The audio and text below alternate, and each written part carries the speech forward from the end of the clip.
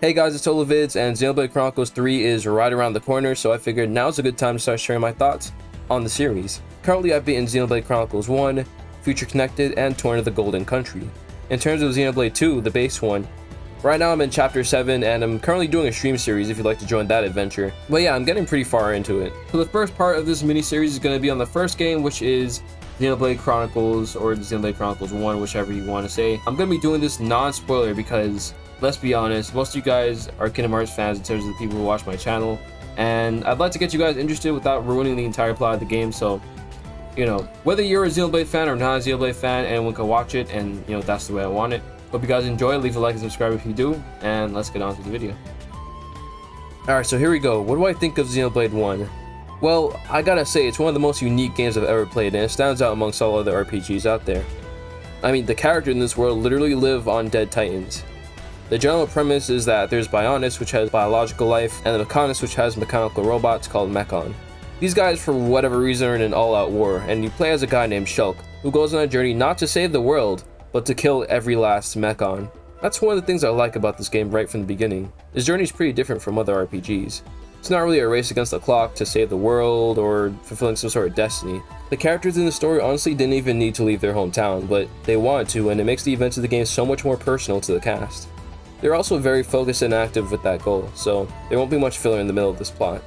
And as I mentioned before, the world is on two dead titans, so the design of the areas, while not super developed with kingdoms or big cities, does have you travel across a giant body while encountering different races along the way to the opposite titan, which is looming over at all times. And this gives you a clear sense of progression. You know, you pretty much see where your goal is, the final area you want to get to, close to the beginning of the game. Also, in terms of different races, well, having many sentient creatures with different shapes and sizes is always a plus for me when it comes to fantasy or sci-fi games, which honestly, this game can fit both of those genres. There's also a sword that the main character uses called the Monado, and it's one of the more unique looking swords in RPGs.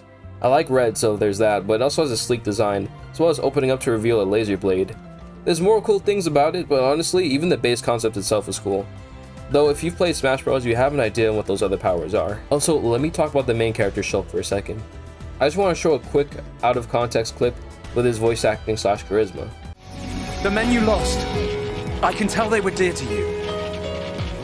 I know only too well that desire for revenge, and the crushing pain of losing those close to you.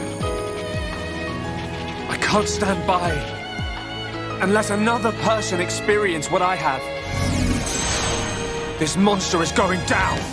Big shoutouts to Adam Howden for his performance in this role. I think the rest of the cast is cool too, but he's definitely the standout one for this game. And I'm sure some Xenoblade fans would probably wonder why I didn't put a screaming clip, but I mean, that's something we always do, so I can show that Shulk is still as charismatic and driven in a scene where he's still composed. Also, I want to let any newcomers see those scenes for themselves. Also, since that clip was there, I also want to point out that the music is absolutely amazing in this game. Here, let me show you a really early song real quick.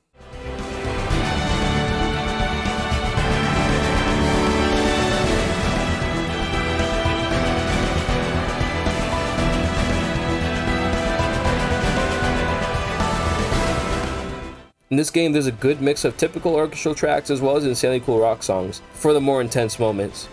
If there is indeed some Kingdom Hearts fans watching this, yes, Yoko Shimomura has done a couple of songs for this one, but honestly the songs from every composer on this game is top tier.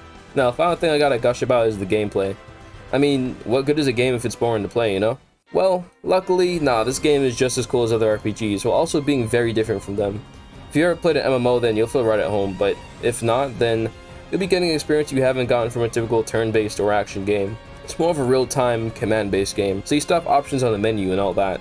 But now you move around in battle, and the enemy has things like aggro. Aggro is basically the value that determines where the enemy is looking, as in who it's targeting. Now, depending on what character you play as, you might want that, but with Shulk, you're going to want to be moving around the field a lot. In this game, there are certain commands that are stronger if you hit an enemy from a certain position, like the side or the back. There's also ways to topple the enemy, knocking them down so that you can get free damage in. While you're running around and using your commands, or arts as they're actually called, your character will be doing passive damage. This is useful because once you use an art, it'll need to cool down for a bit, as well as the fact that the passive attacks will build up your talent art, which is your character's unique ability. I guess one way to convey it would be like, it's an action game that keeps the strategic aspect of the turn-based games. It's the type of thing that you really understand once you play it. terms of the exploration, I mean, there's a huge world out there. It's not completely open world, you know, there's different loading zones you go in. It's still moving into like different rooms, but each environment is huge and there's a lot to explore if you're into that. And if you don't really want to explore, you just want to stick to the story, you can do that as well. Though I would suggest doing a couple of side quests because you're going to need the XP, just trust me. Don't go overboard though, because I mean, this game has a ton of side quests, and yeah. In these landscapes, you not only be going, like, it's not just going to be running across the field, it's also up and down and all around and, you know, all that. You know, considering the fact that you're on, you know, as I said before, a giant dead titan, so it's going to be pretty interesting running around these different things. And as the game goes along, you get more characters that share pretty much a common goal, most of them at least. And so all this stuff culminated into this, just like, I say unique a lot because honestly this game is pretty unique from other games I've played. The closest thing I've played to it in gameplay would maybe be like Final Fantasy 12 or 14. And in terms of the story, I mean, I don't know any game that's like it in the story, besides like the second game, which obviously same series. And this is like a Nintendo, you know, this is not a Square Enix game, this is not an Atlas game, this is from Monolith, and these guys did used to be at Square. They came from Square, they made their own company.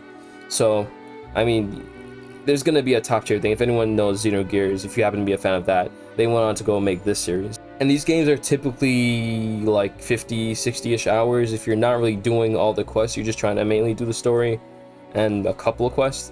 50, 60 hours, so it's not going to be like Persona where it's like 100, but it's also not super short, like 10 hours or something. So you'll be sitting in with this for a little bit. So honestly, I think it's worth the ride.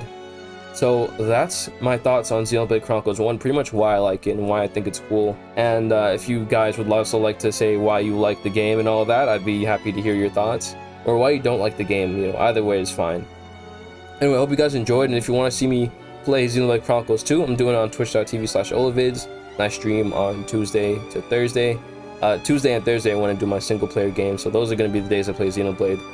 Almost done with the game, so if you want to, you know, watch it, you're going to want to come in quickly. Anyway, so thank you guys for watching so much, and I'll be seeing you guys next time.